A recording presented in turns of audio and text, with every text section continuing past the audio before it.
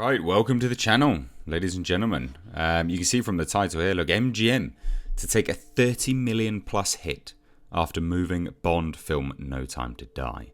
Now, I've already done a video discussing how I believe James Bond being moved to November 25th will not be an issue for Godzilla vs. Kong, but this is very interesting.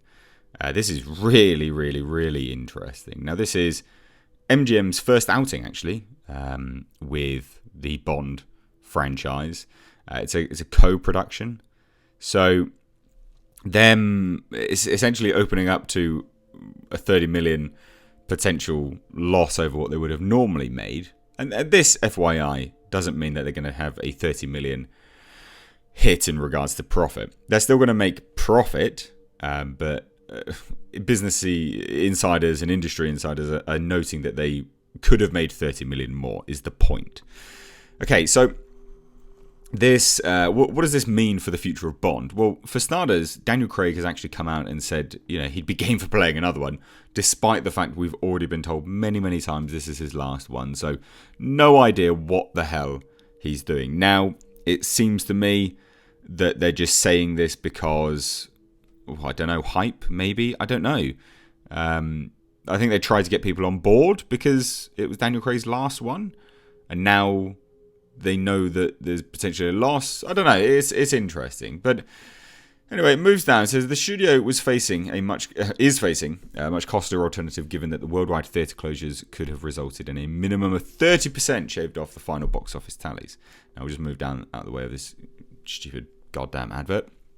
Now, after weighing the pros and cons of keeping scheduled April 10th bow for its main action tentpole amid CV outbreak, MGM opted for a cautious route. Now, again, this is a co-production. So it's MGM in partnership with another company. I believe it's Universal, or it may even be Sony. I can't remember off the top of my head. I may have just got them muddled up, in fairness, so I do apologise for that. But obviously MGM has opted now to move things. So they've moved it to November, which there's a lot that it's going up against. A lot of things where, companies will basically, a lot of the movies have like a crossover audience, whereas I don't think Godzilla vs. Kong really has one. Now, Godzilla vs. Kong opens up the 20th, so a week before. Now, obviously, the question here that this article poses is, but how much more, how much will move? Prompted by growing disruptions due to the epidemic, it cost the studio fully finance the film. Okay, so sources tell the Hollywood Reporter that MGM will likely take a 30 million to 50 million hit by moving the film's release back by 7 months when the dust settles. Now, there's a few things that are important to note here, right? Because, and I said this in I've said this in a few videos recently, is that when you move a movie, like, you're gonna have to redo marketing. I think I did this for Mulan. Like, we know that China is not getting Mulan now for a while, basically indefinitely. It's on an indefinite hold, and that movie was made by Disney for the Chinese market. So the fact that they're moving this by 7 months, that's actually outside of standard marketing window. Standard marketing window, which, for everyone that keeps questioning and quizzing, why haven't we seen any Godzilla vs. Kong trailers yet? Well, because, ladies and gents, it's still outside standard marketing window. Standard marketing window is 6 months. But this film's been moved back by 7 months. It's already had its standard marketing push. So they're going to have to redo that. They're going to have to literally redo all of that nonsense. It's insane. Now, they do make a note of that. They say, although the bulk of the marketing campaign for the project had yet to roll out. Well, that's not completely true. They have funded numerous, many trailers all over the place that have been playing on many people's videos and appearing on adverts everywhere. And now they're saying that has yet to roll out. The marketing outlay already was significant with just 4 weeks to go before the release, including a 4.5 million Super Bowl spot that ran in February.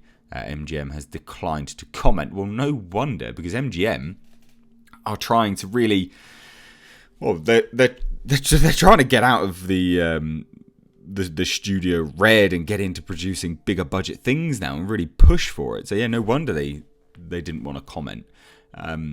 I firmly believe that this year will see the movie industry just decimated by everything that's going on. Not only the agenda nonsense that's thrown into way too many films these days, which again, it's not their fault because they put these into production like 3-4 years ago when it was all the hype, and now, when they thought it would be hyped, and now they've realised that it doesn't pay dividends, but these movies have already been funded, so they can't really do anything. And this one's part of it, really. Now, it says, still, the alternative MGM was facing was far more costly. An even 8-figure loss will be easier for a film like No Time to Die to withstand, considering the broader profit margins on a Bond film. This is the thing. Bond has huge profit margins, so this movie will still make money, FYI. Like, it will still make money. The production budget for the latest installment is on par with the $245 million budget for the last Bond, right? So let's just round it up for argument's sakes. It has about $250 million, right?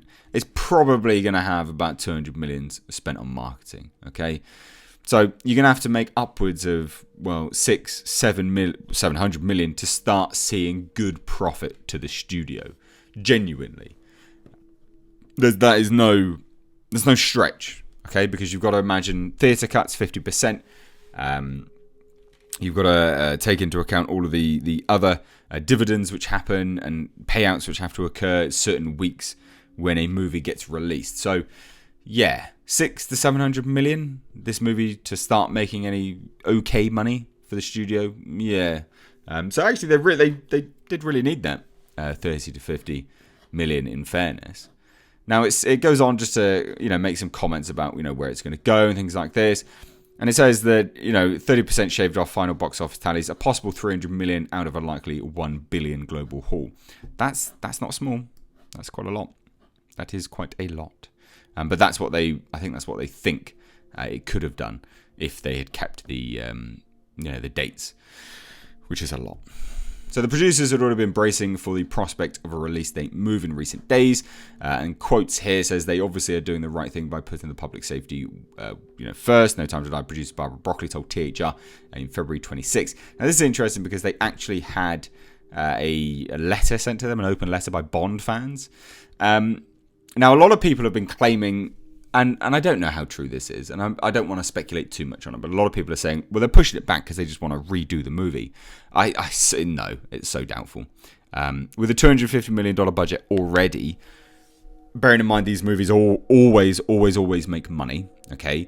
It's not, the Transformers meme is a good one to roll out here. Transformers is notoriously terrible film franchise, right? But they always make money, yet everyone hates them. It's the same with James Bond in some respects. James Bond will always make money. Now, they've been pretty good to a certain degree. Last one not being particularly great.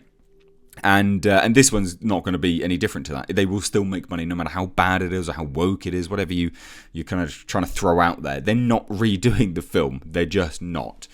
It absolutely is to do with CV. No doubt in my mind about that at all.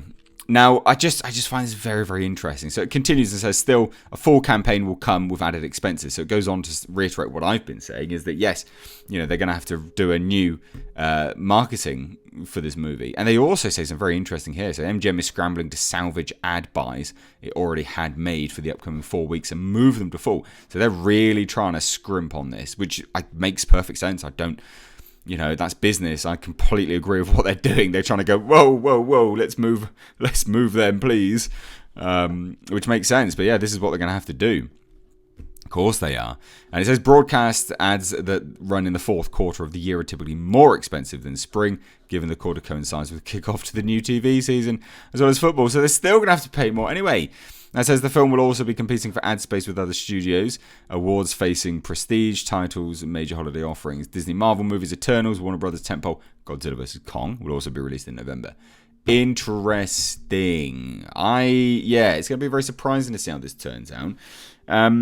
Well, I'd love to hear your thoughts. Like, what do you think about this? The fact that it's moving, I just think it's staggering that they're literally saying, yep, it's going to be about a 30 to 50 million hit because we've moved it. It just kind of reiterates what I've been saying for a while now. That, yeah, like, they're going to have to do remarketing and things like this, and yeah, they're probably going to take a big hit. But I'd love to hear your thoughts, so please do let me know down below in the comments. If you're new here, do hit subscribe. Stay up to date on the world of pop culture movie news by hitting the bell notification icon. Thanks so much. Take care.